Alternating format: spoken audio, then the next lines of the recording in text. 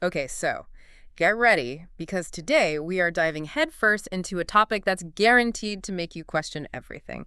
We're talking simulation theory. And you know what? You guys sent in some seriously thought-provoking articles on this. Yeah, it's one of those things. It's been around for centuries. Philosophers, scientists, they've all been fascinated by it.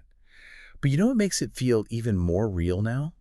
What's that? This insane speed of technology. It's evolving so fast. It makes you wonder. It really does because you think about it, right? Just a few decades ago, we were all glued to those blocky 8-bit games. And now, Virtual reality that feels unbelievably real. exactly, it's like we're almost living in those simulations already, so it's not that far-fetched to think maybe, just maybe, our reality isn't what we think it is. So how do we even begin to unpack this, without going full Matrix mode? Well, I think a good place to start is to understand that while The Matrix definitely put this idea on the map, there's so much more to it. The articles you sent actually highlight some really interesting nuances. Like what? For example, there's this whole concept of an ancestor simulation. Ancestor simulation, what's that all about? So picture this. Our descendants, way, way in the future, they create a simulation to study their past, which is us. Whoa, you're saying like a super realistic history book, but with, like, us as the characters. Exactly. They could be watching us right now, studying our every move, trying to understand how their history unfolded. Okay, now that's both cool and kind of creepy, but one of the articles mentioned that the simulation wouldn't even need to be of the entire planet. Exactly. It could be a specific period, a key event, just enough to gather the data they need. So it wouldn't even have to be this massive, complex simulation of the whole universe, just like a snapshot in time. And that leads to another question, right? Like, how big is this simulation? Is it just Earth, the solar system, or something even bigger that we can't even fathom? So many possibilities. And one of the articles went in a completely different direction. Oh, Yeah, it suggested that maybe we're not being studied at all. What if it's all just some big entertainment system for a super advanced species? like intergalactic reality TV. Exactly. Which makes you wonder, what would they even find entertaining about us? That's the million-dollar question, isn't it? Maybe our struggles, our triumphs, or maybe just how unpredictable we are as a species. Or maybe they're just watching for the drama. It really puts things into perspective, doesn't it? When you start thinking about the bigger picture of why we're here. And honestly, it makes you question, why simulate at all? Like, if we had that kind of technology, wouldn't we be using it to solve some of our real-world problems? Maybe push the boundaries of what's possible?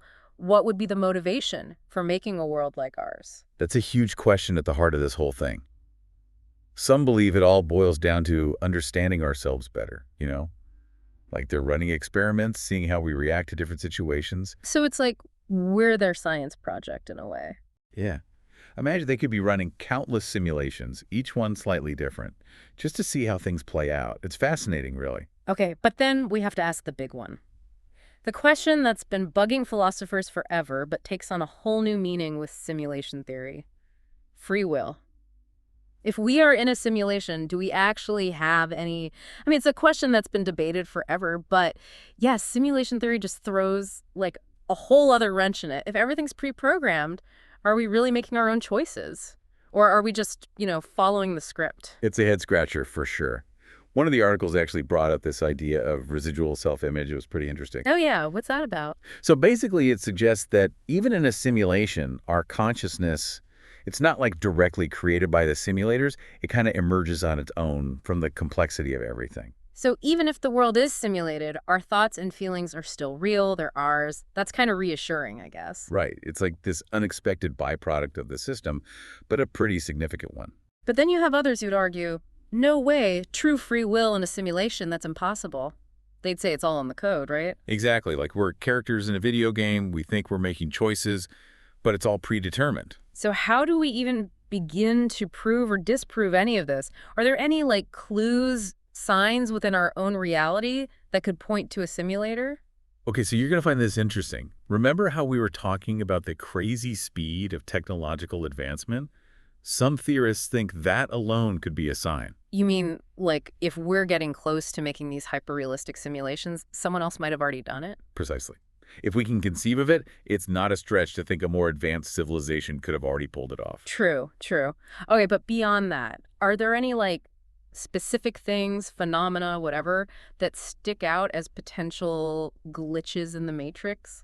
I knew you were going to ask about Yeah. that. One article dives into this whole quantum physics angle, and honestly, it's pretty mind-blowing. Yeah, that one was a little over my head, not gonna lie. No worries, it's complex stuff.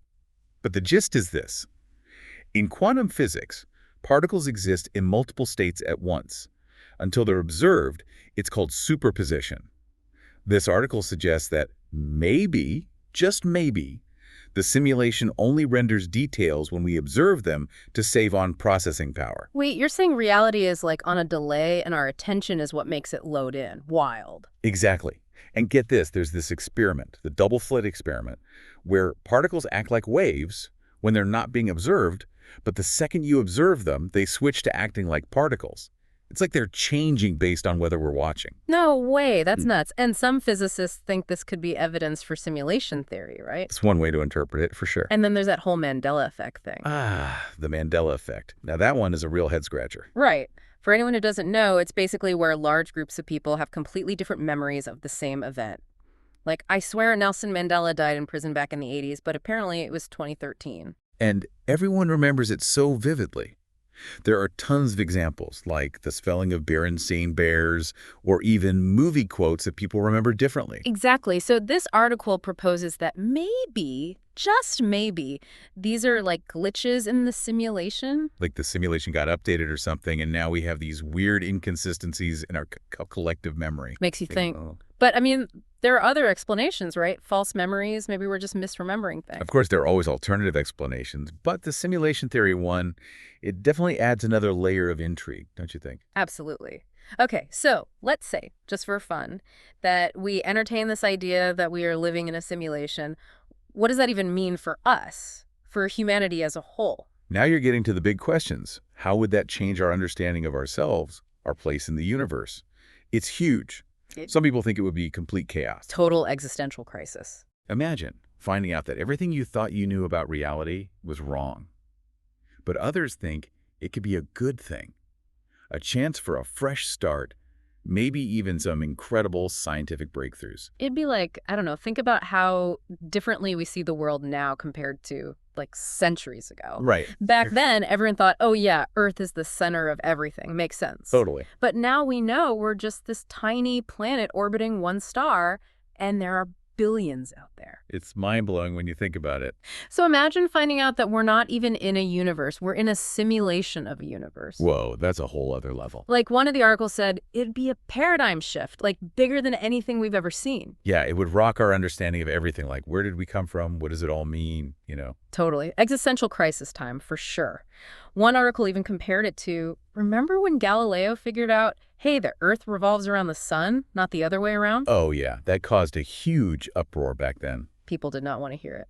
Imagine how much bigger this would be. It would be wild. Seriously, like some people would freak out, some would try to make it fit into their beliefs, some might even be into it. And imagine the impact on how we act, how we live our lives. If we knew for sure this was all a simulation. Yeah, would we take more risks? Thinking, hey, it's not even real. Or would we be too scared to do anything, like we're going to break the simulation or something? It's like, does anything even matter if none of this is real? That's deep, man. Like if a tree falls in the woods and no one's around, does it make a sound? But like simulation edition. Exactly. It makes you question like morality, ethics, all that. Do those even mean the same thing in a simulated world?